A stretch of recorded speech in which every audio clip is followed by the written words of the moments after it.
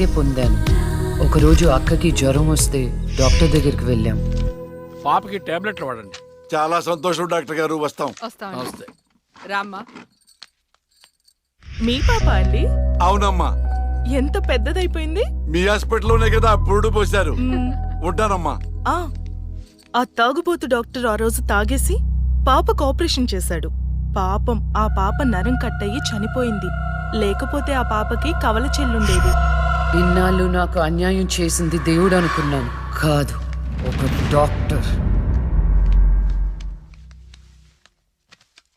పాపా, నువ్వు ఈ టాబ్లెట్లు వేసుకుంటే అన్నీ తగ్గిపోతాయి నా బంగారం.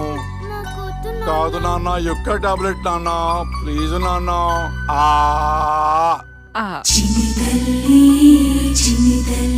జ్వరం తగ్గిపోతుందన్నా బుజ్జు.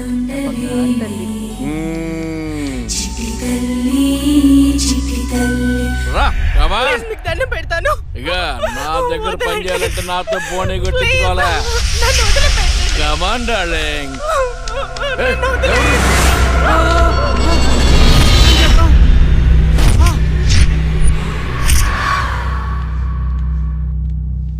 పాపా, పాపా, తులసి, పాప ఎక్కడా? అదే అర్థం కావట్లేదండి. ఎక్కడికి వెళ్ళింది?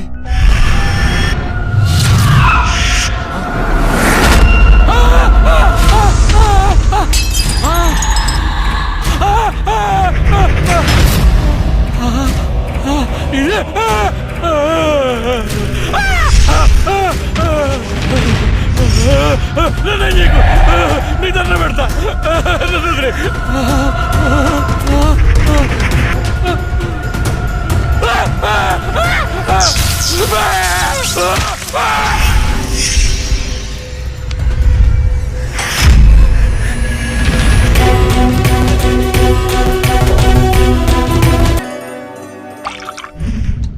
గురువు గారండి, మా అమ్మాయి లా పాస్ అయిందండి. ఇక నుండి మా అమ్మాయి పేరు లక్ష్మి కాదండి, లాయర్ లక్ష్మి. పర్వాలేదా? కోర్టు ముందు టీ అమ్ముతునే కూతుర్ని లాయర్ని చేశావు. Very good. ఇంతగా అమ్మాయి ఎక్కడా?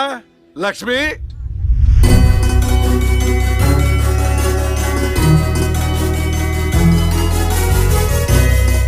ఏంటి నాన్న పిలిచారు? సార్, మా అమ్మాయి లక్ష్మి. నమస్కారం అండి. అమ్మా, నరసింహరావు గారని పెద్ద లాయరు. అవునా? ఎందులో వయసులోనా?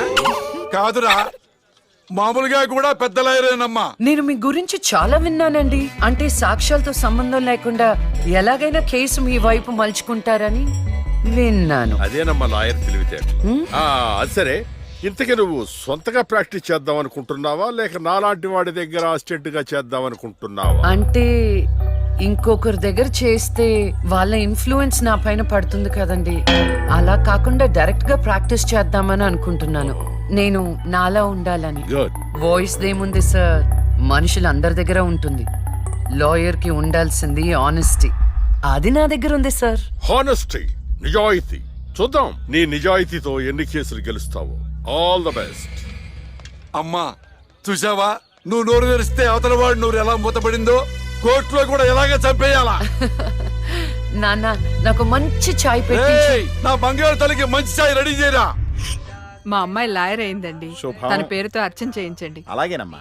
శుక్లాం భరధరం విష్ణుం శశివర్ణం చతుర్భుజం ప్రసన్నవదనం ధ్యాయేత్ సర్వ విఘ్నోపశాంతయే ఇష్టకామ్యాత్. లాయర్ కన్నా జడ్జ్ గానే సూట్ అవుతుంది. చిన్నప్పటి నుంచి పార్షాలిటీ లేకుండా ఏది న్యాయమో ఏది అన్యాయమో తెగేసి చెప్పేది.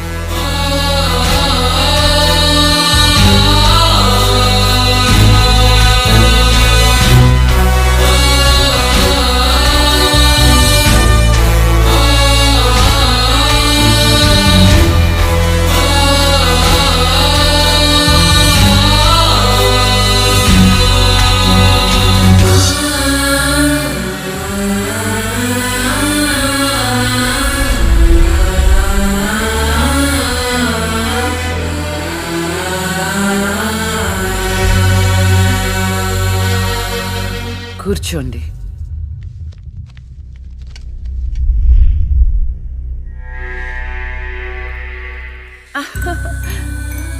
All the best. Proceed. Your honour, ఈ బోనులో ఉన్న రాజీవ్ అనే యువకుడు స్వయానా ఎమ్మెల్యే గారి ముద్దుల కొడుకు. వాళ్ళ నాన్నగారు అధికారంలో ఉన్నారన్న అహంకారంతో నడి రోడ్డు మీద ఒక యువతిని అందరూ చూస్తుండగానే తన కారులోకి లాగి మానభంగం చేశాడు. అంతేకాదు యువర్ ఆనర్, అదే కారుతో ఆ అమ్మాయిని గుద్ది చంపేశాడు యువర్ ఆనర్. ఈ ఘటన జరిగి 4 సంవత్సరాలు అవుతుంది. ఈ రాజీవే హంతకుడని అందరికీ తెలుసు, కానీ ఇంతవరకు నిందితుడికి శిక్ష పడలేదు your honour. Objection your honour. Objection sustained. Thank you. ఈ పేపర్లో, టీవీల్లో వచ్చిన వార్తల ఆధారంగా శిక్షిస్తూ పోతే జైళ్లు నిండేవి యువర్ ఆనర్.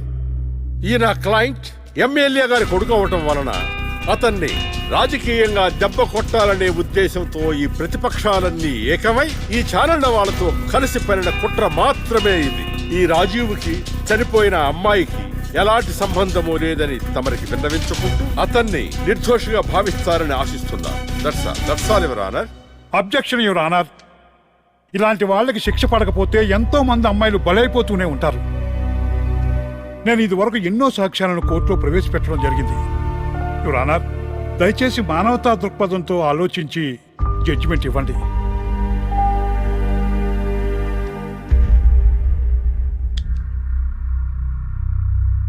ఈ కేసు పూర్వాపరాలు పరిశీలించిన మీదట సాక్ష్యాధారాలు తారుమారు చేసి ఈ కేసుని పక్కదారి పట్టించడానికి ప్రయత్నం జరిగిందని నాకు అర్థమైంది. సాక్ష్యం లేకపోవచ్చు, కానీ కారణం లేకుండా ఏ ఆడపిల్ల తల్లిదండ్రులు మా అమ్మాయిని మానభంగం చేశారు, చంపేశారు అని కోర్టు మెట్లు ఎక్కరు. కానీ ఈ తల్లిదండ్రులు 4 సంవత్సరాలుగా కోర్టు మెట్లు ఎక్కుతూనే ఉన్నారు. ఈ రోజు వరకు న్యాయం కోసం తిరిగి అలసిపోయిన వాళ్ళ కాళ్ళకి, నా తీర్పు కోసం ఎదురు చూస్తున్న వాళ్ళ కళ్ళకి విశ్రాంతి ఇవ్వాలని నిర్ణయించుకున్నాను. ఇక్కడున్న ప్రత్యక్ష సాక్ష్యాలను రాతపూర్వకంగా సాక్ష్యాధారాలని స్వీకరించండి.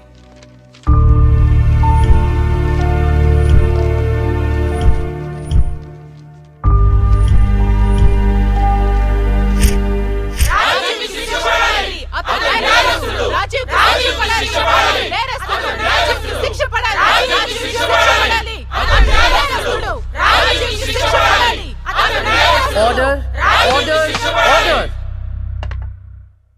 రాజీవ్ అనే ఈ ముద్దాయికి లైఫ్ ఎమెన్షన్ కఠిన కారాగార శిక్ష విధించడమైనది.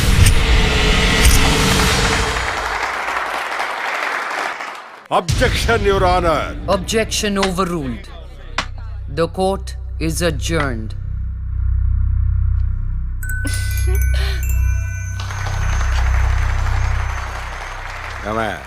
కొత్తగా వచ్చింది అంటే ఏ సీమ టపాకాయో శిశింద్రియో అనుకున్నాం. లక్ష్మీ బాంబు. జాగ్రత్తగా ఉండు. చెమటలు పట్టించేస్తుంది సార్.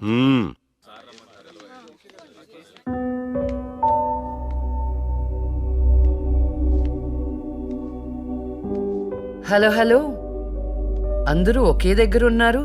ఏంటి స్పెషల్? చేపల పులుసు మేడం. ఓహో, తినండి తినండి. మీ అందరికీ ఒక విషయం చెప్పేద్దామని వచ్చాను. ఇక మీదట దొంగ సాక్ష్యాల్ని ఎంకరేజ్ చేయకూడదు. న్యాయంగానే వాదించాలి. ఏమిటి మేడం, ఏం మాట్లాడుతున్నారు? ఇంకెలా మాట్లాడమంటారండి? కోర్టుని కూరగాయల మార్కెట్లా తయారు చేశారు. స్టేషనరీ నుండి సాక్ష్యాల వరకు ప్రతిదీ అమ్మకమే. మర్డర్ కేసుకో రేటు, దొమ్మి కేసుకో రేటు, రేప్ కేసుకో రేటు. చిచి, చెప్పుకుంటేనే సిగ్గుచేటు. సంపాదించుకుంది చాలు, ఇక అన్నీ మారాలి. అన్నీ మారతాయి. ఇక నుండి దొంగ సాక్ష్యాలు చెప్పేవాళ్ళు కోర్టు సరౌండింగ్స్ లో కూడా కనిపించడానికి వీల్లేదు.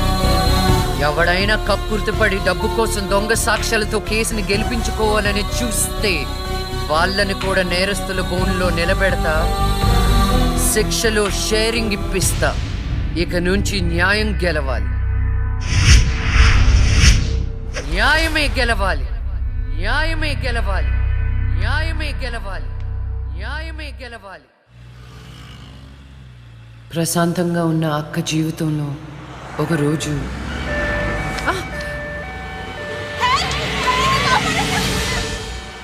అంబులెన్స్ లో అమ్మాయిలా ఫాలో అవ్వు. జాగ్రత్త.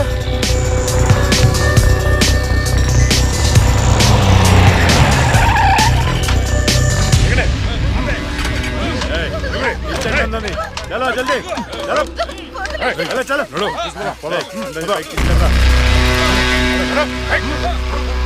అంతా ఓకే అన్నా తీసుకొచ్చా అందరినీ. ఏం ప్రాబ్లం రాలేదు కదా? అంబులెన్స్ లో అమ్మాయిలు ఉంటారని ఎవరు గెస్ట్ చేస్తారన్నా? ఏయ్ వీళ్ళందరినీ ఆ ట్రక్ లో ఎక్కించండి. ఆ దుబాయ్ షేక్ గాడు ఒక్కడే ఫోన్లు. అసలు అది సార్ ప్లీజ్ సార్ దండం పెట్టండి Wait. ప్లీజ్. అరవకో. ఏంటే నువ్వు అరిస్తే రిప్లై ఇచ్చేవాడు ఇవ్వలేడు. ఇది నా ఏరియా. రేయ్ తీసుకెళ్ళండి రా అందరినీ. తీసుకెళ్ళండి తొందరగా. పోవే. Stop it.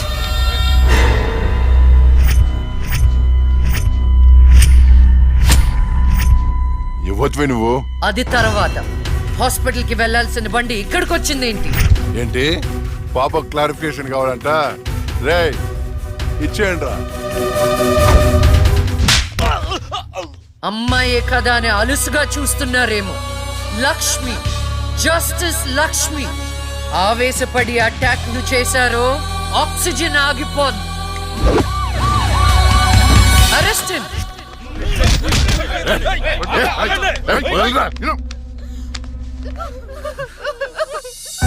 అయ్యో ఏడవకండి అమ్మా, ఏడవద్దు, ఊరుకోండి, ఏడవద్దు. వీళ్ళని స్టేట్ హోమ్ కి తీసుకువెళ్ళండి. వీళ్ళ పేరెంట్స్ ఎవరో కనుక్కొని వాళ్ళకి అప్పచెప్పండి. నిన్న స్వామీజీ దగ్గరికి వెళ్తే టైం బాగుందన్నాడు. ఏంటి ఇలా జరుగుతుంది? అమ్మాయిల అక్రమ రవాణా కేసు మినిమం 10 సంవత్సరాలు శిక్ష పడుతుంది. నిన్ను శిక్ష ఎన్నేళ్లు పడుతుందని అడగట్లేదు, నన్ను శిక్ష నుంచి తప్పించగలవా అని అడుగుతున్నా. తప్పించడానికి అక్కడ ఉంది ఎవరు? ఎవరు? లక్ష్మీబాంబ. అంతేగా. చాలా కరెక్ట్ ఇన్ఫర్మేషన్ చెప్పావు నాయనా. నా కేసు వాదిస్తే నువ్వెంత డబ్బు అడిగితే అంత ఇస్తాను. వాదిస్తాను, కానీ గెలుస్తావని నమ్మకం మాత్రం లేదు. కానీ నువ్వు గెలవాలి. నువ్వు గెలవాలి అంటే లక్ష్మి నీకు ఫేవర్ గా జడ్జిమెంట్ చెప్పాలి. ఇదే నేను నీకు ఇచ్చే సిన్సియర్ సజెషన్. వస్తా ఏమయ్యా, వస్తా.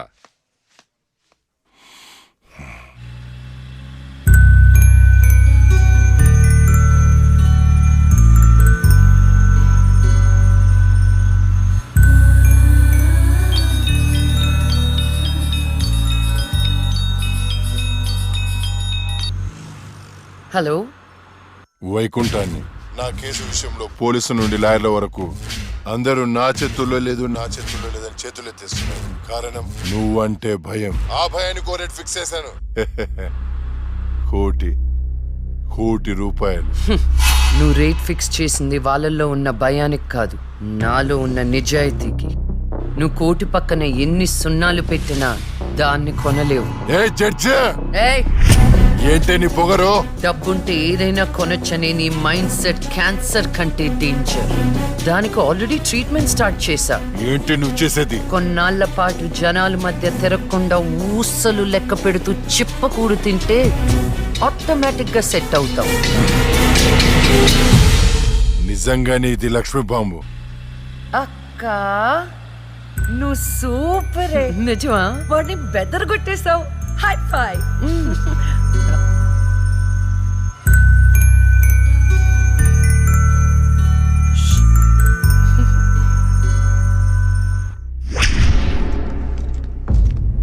కంటిన్యూ. అంత మాత్రానికి నా క్లయింట్ ని నేరస్తుడు అనడం భావ్యం కాదు. పట్టుబడిన 10 మంది అమ్మాయిలు ఇచ్చిన స్టేట్మెంట్ ఆల్రెడీ మీకు సబ్మిట్ చేశాం.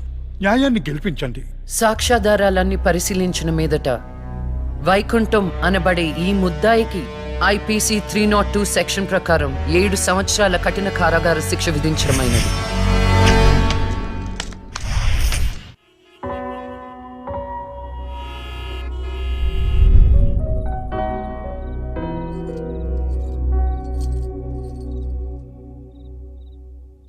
టంటటైన్.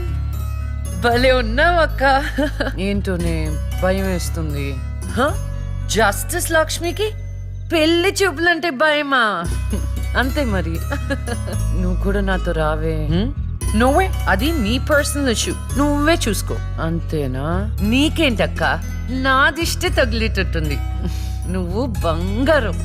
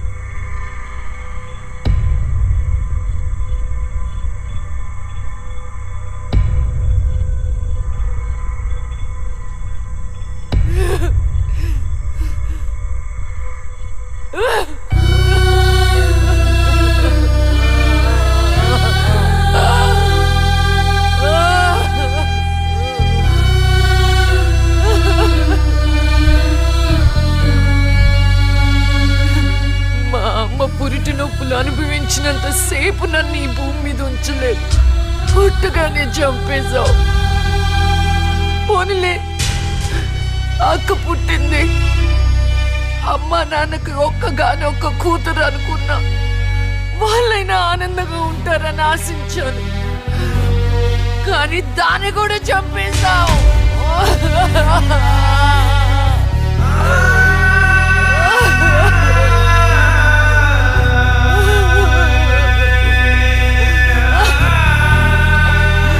అసలు వాళ్ళు చేసిన తప్పేంటి? అమ్మ రోజు నీకు పూజలు చేస్తూ ఉపవాసాలు ఉండటమా? ఒంటరిగా ఈ వయసులో వాళ్ళు ఎలా బ్రతకాలి?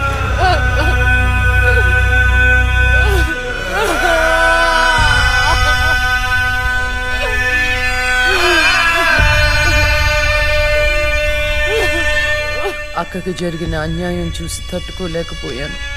పాపం ఆ దేవుడు కూడా చలించిపోయాడేమో. చిన్న వరం ఇచ్చాడు. అప్పుడప్పుడు అక్క శరీరంలోకి వెళ్ళే నేను శాశ్వతంగా తన శరీరంలో ఉండిపోయాను.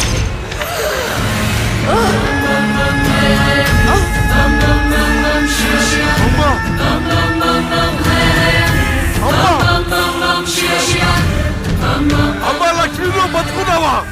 అమ్మా నా తల్లి బతుకుందా?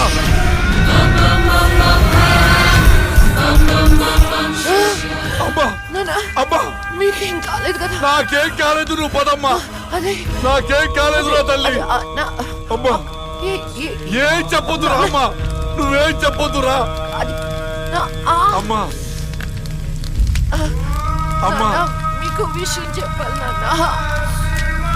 కరుణించావా తండ్రి? అప్పుడే అక్క గురించి చెప్తామనుకున్నాను. అక్క ప్రాణాలతో ఉందనే ఆనందంలో మీరున్నారు, అందుకే చెప్పలేకపోయాను నాన్న. అమ్మా మనకి కోర్టులు న్యాయాలు వద్దు, ఏ ఊరైనా వెళ్ళి ప్రశాంతంగా బతుకుతావమ్మా. అది కాదు నాన్న, నా మాట ఒకసారి వినండి. అమ్మా నువ్వు బతుకున్నావని తెలిస్తే ఆ దుర్మార్గులు మళ్ళీ నిన్ను చంపేస్తారు. ఈసారి తట్టుకునే శక్తి నాకు లేదమ్మా. ప్రజల దృష్టిలో జస్టిస్ లక్ష్మి చచ్చిపోయింది, నా దృష్టిలో నా బంగారు తల్లి బతుకుంది. అమ్మా ఇన్నాళ్ళు జనం కోసం చాలా చేశావు, ఈ ఒక్కటి నా కోసం చెయ్యమ్మా. ఈ ఒక్కటి నా కోసం చెయ్యి తల్లి. అది కాదు నాన్న, ఒట్టే తల్లి, చెప్పేది ఒకసారి వినండి. ఒట్టే తల్లి, ఒట్టే తల్లి, ఊ చెప్పు తల్లి.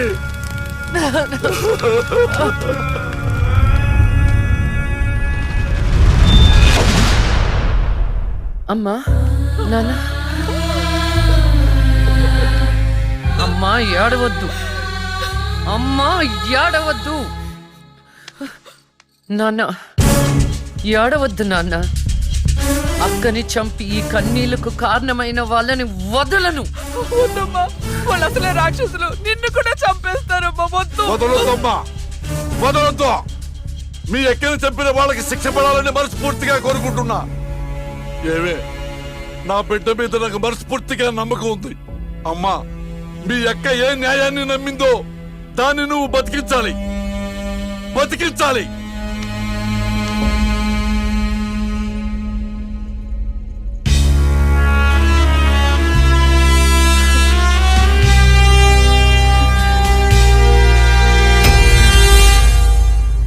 అబ్బో ఇంకొక రౌండ్ వేస్తే చచ్చిపోతాను బావా. నా కోసం ఓర్చుకోరా. ఒరేయ్ ఓర్చుకోవడం ఏమిట్రా, ఫ్రెండ్స్ కోసం మందు బాటిలో 2-3 రౌండ్లు అయితే ఓకేరా, ఇది పోలీస్ స్టేషన్ రా. అబ్బో అబ్బా అబ్బా.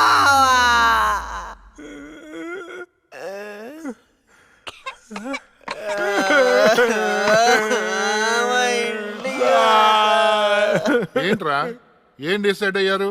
ఎప్పటికైనా నిజం చెప్తారా? గ్రాచారం గిటార్ వాయిస్తే ఎదుటోడు చెప్పింది ఏమి వినిపించినట్టు అంతేనయ్యా. నిన్నటి నుంచి మేము నిజమే చెప్తున్నాం ఈడు సార్. పెన్నుకి పై చెక్కుపోయి జరగబోయేది ముందే రాశాడయ్యా, మా తప్పేం లేదయ్యా. నిజమే? ఆ.